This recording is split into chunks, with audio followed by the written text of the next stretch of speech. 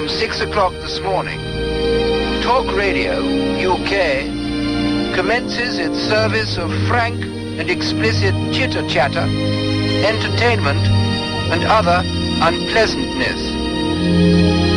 Listeners are warned that this new service is quite unsuitable for persons of a nervous disposition, and we strongly recommend that your wireless be safely switched off and then disconnected at the mains.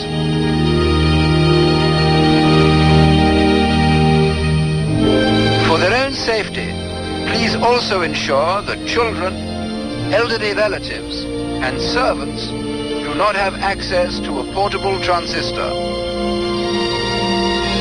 The BBC is now saying goodbye to listeners everywhere. Goodbye.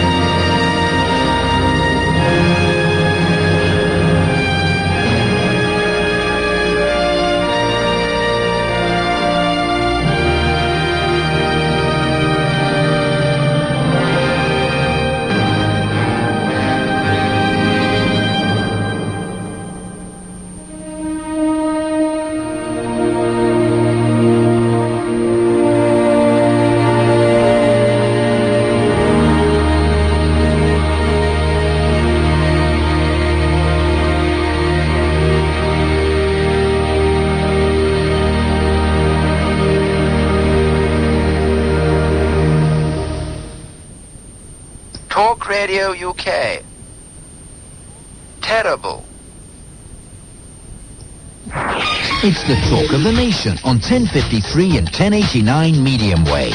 This is Talk Radio UK.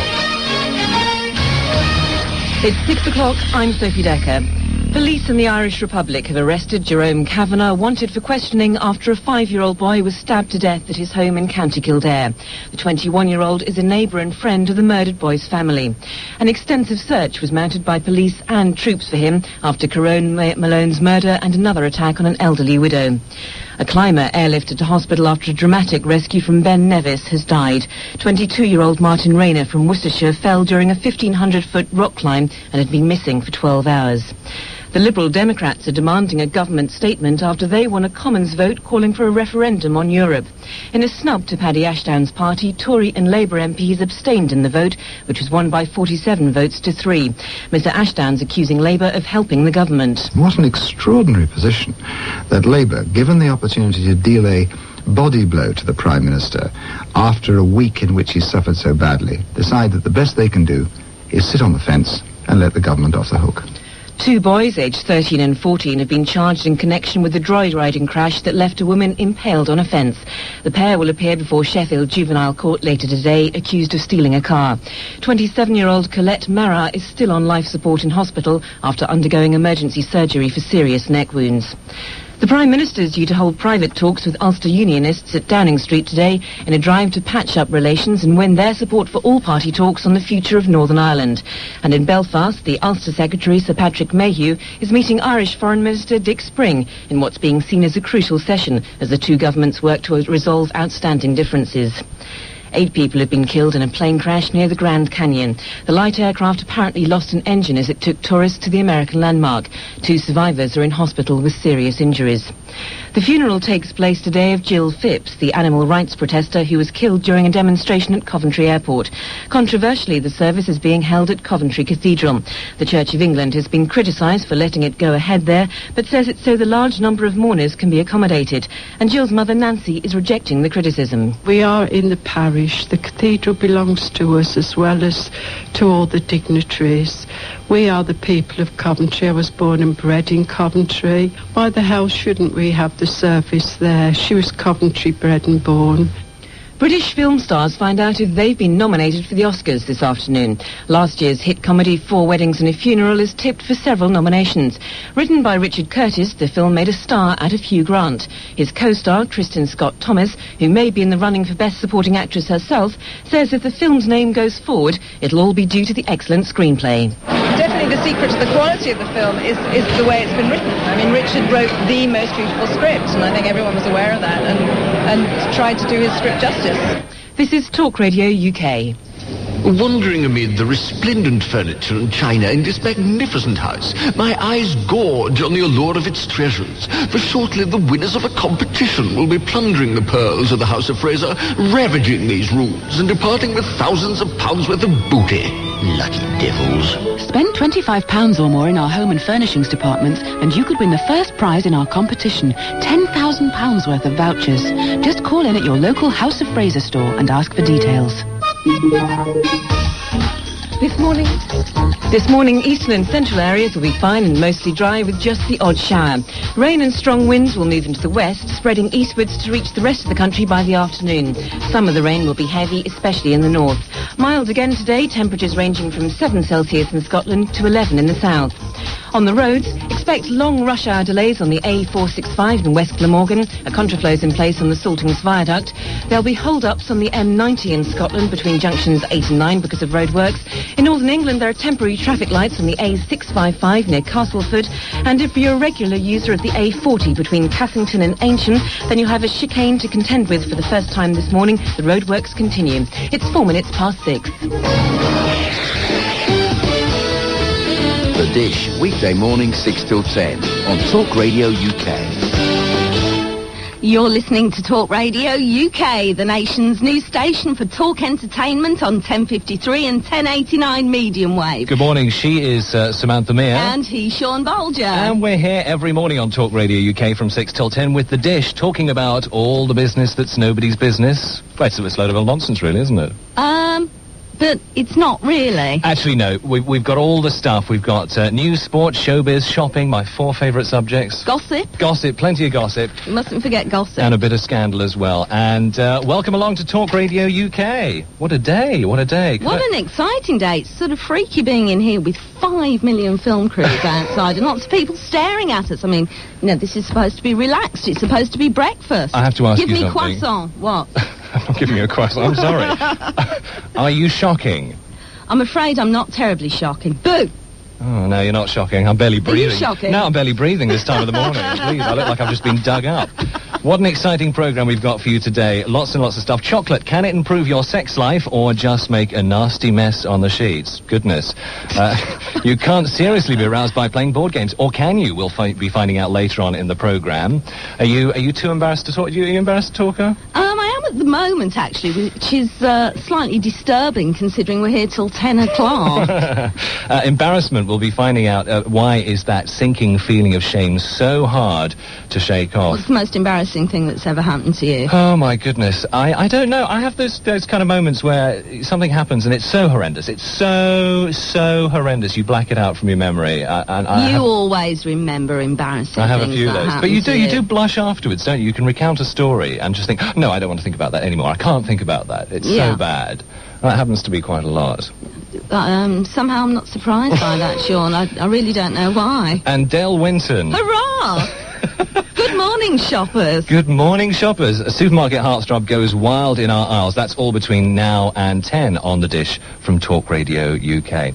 Let's start off by having a look at some of the stuff that's in the news this morning. I think the big poop we found on the front page of The Independent today, the European Commission President Jacques Santer will tomorrow outline new legislation to eliminate internal border controls within the EU, threatening to plunge John Major's government into fresh controversy over Europe. What do you think about that, you know, having no passports? I think that's great. I think it's a wonderful idea. Open the borders up. What's going to happen to all the jobs worths who work in immigration, though?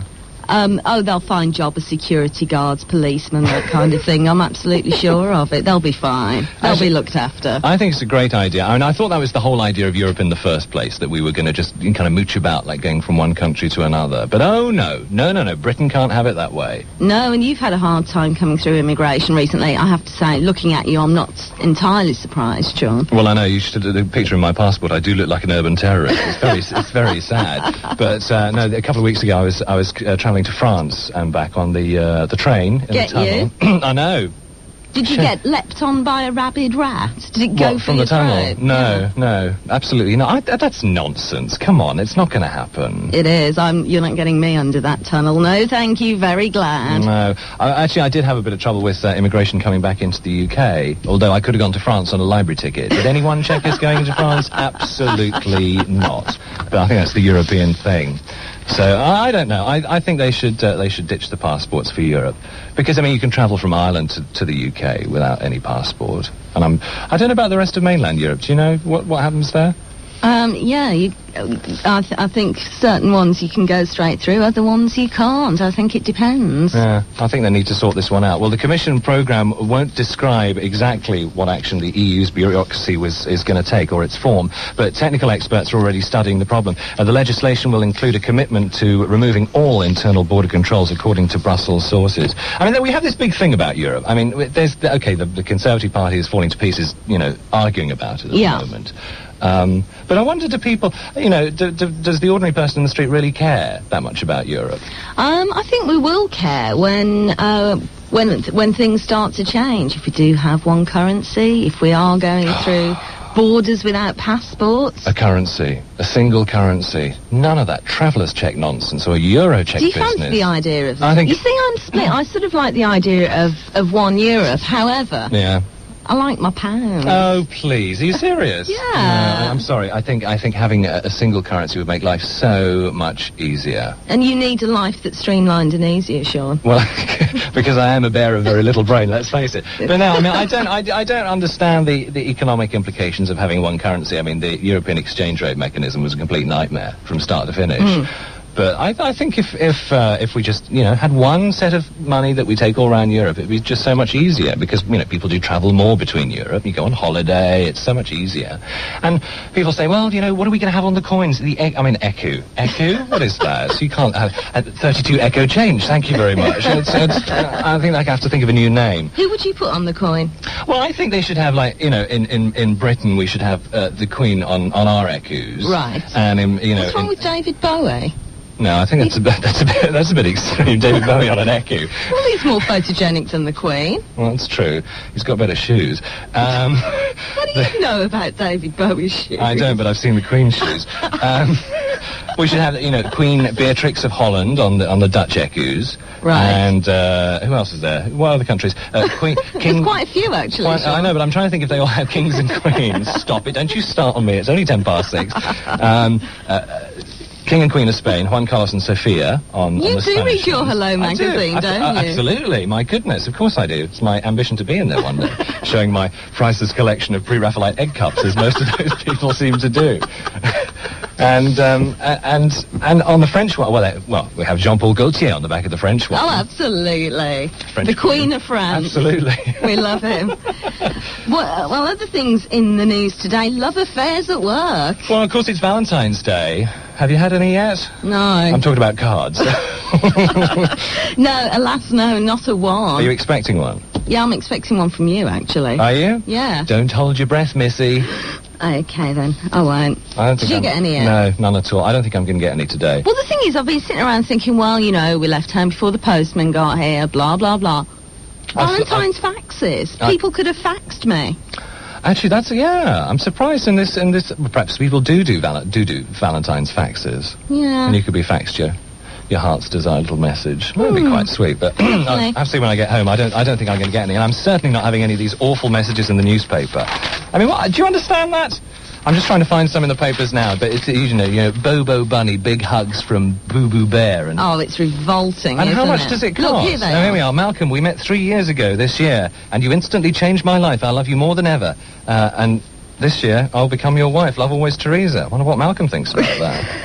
Perhaps he doesn't know he's getting married. To Sex Kitten. To the Sex Kitten. That's for me. Rubber dub dub. Love you. The Love Doctor. Oh, I say.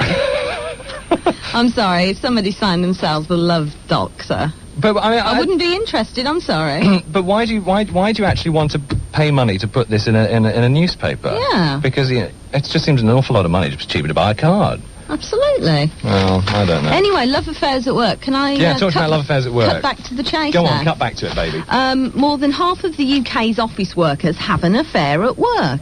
Is this you, Sean? I have had an affair at work, yes. I mean, not today. It's very early. But no, I've had an affair at work. That's a bit slow. What? You've been here since 5. You've had a nice hour to get settled in. Yeah, but look at me. I'm a complete mess. No, you're not. Go on. No, you're not.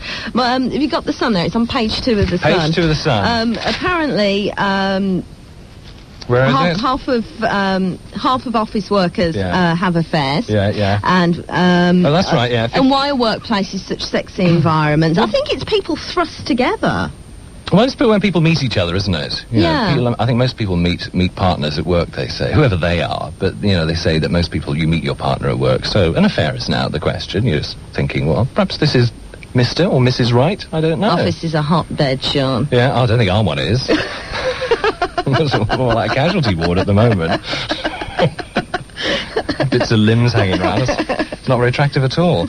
Apparently 10% of women quit after a broken office romance, because that's always the big danger, isn't it? That's right. If you have an affair at work and it goes wrong, it can be a complete nightmare. And of course what happens if the partners are married? Oh, that's, yeah. Well, yes, yes, I know. But having to work with somebody who you've shown your bits to, and you don't get on, it's not quite that easy, is it? No, not really. But researchers Alfred Mark say that people spend so much time at work they've got no chance to find romance elsewhere. Well, that's true. I think that's true. Yeah? I mean, apart from the personal columns. Well, you spend... I spend what? What are you saying? Do we spend more time at work than we do at home? Well, I think I do. Yeah, certainly. me too. Yeah. But I have a very sad life. That's true, actually. You have no life, Very Sean. sad and empty life. What else? What else you got? The papers? Well, the other thing that the papers are obsessed by today, apart from the continuing saga of baby Lydia... Oh, yeah. The woman accused of abducting Lydia Owens from a maternity ward has been bailed. Oh, yeah. And the husband is, I think we can see he's talking to the papers today. And also the other thing... Is that out of the goodness of his heart, do we think? I think it probably is. I think he probably needed to care and share in what's been a traumatic time for him. Okay. And the other story that's been obsessing the newspapers, particularly this morning, an astrology fan known as Calamity Kate was blamed yesterday for a storm of misfortune that has rocked lives on a remote island. Is that like Mystic Meg, Calamity Kate? Well, not quite, no. The trouble blew up after ravishing redhead Caitlin Scanlon, 27, because that's important to know her age, Sean, arrived on idyllic Lundy in the Bristol Channel. She got a job as a barmaid at the only pub, the Morisco Tavern, pulling pints for some of the 20,000 trippers who visited the National Trust-owned island every summer. But soon she was pulling heartstrings as well. And basically she's been going around the island giving physical expression to her regard for quite a few men. Oh, what's her name? Calamity who? Calamity Kate. Her name's Caitlin. So that's fairly outrageous. And also in the news today, tons and tons and tons of Valentine stories. I know. That's outrageous. I mean, later on, actually, this morning, we're going to be finding out that being single is actually a lot easier and a lot better. You should know. Well, thank you. No, apparently we've got some people coming in later on who are going to talk about single is great. Really? I don't know whether I believe them or not, but they'll be coming a bit later on in the programme. But Lovers Valentine's Day should treasure today because the romantic tradition apparently is under attack. Guess who from? Would it be the political correct lobby? Absolutely right. In an American guide detailing the do's and don'ts of sexual behaviour and courtship, so-called gender fairness activists suggest doing away with St. Valentine's Day and celebrating Saint Uncumber. Who's Saint Uncumber? On July the 20th. I don't know. I really don't know. Well, it's a rarely celebrated day which honours a Portuguese princess, as you do, who prayed fervently that she might become physically repulsive to men. Have you been saying her prayers? to avoid having to marry the King of Sicily, which is always a worry. Overnight, Uncumber grew a beard and moustache, which both repelled the king and enraged her father, who had her crucified. Oh, my God. Well, I don't think we should be celebrating that. It's not definitely No, neither do very I. cheerful, It's is not it? terribly pleasant. I don't know. Valentine's Day and, not a single card for me. It's pathetic. You're listening to The Dish on Talk Radio UK. Call Talk Radio UK on 0345 10 53 89. It's the price of a local call, wherever you are.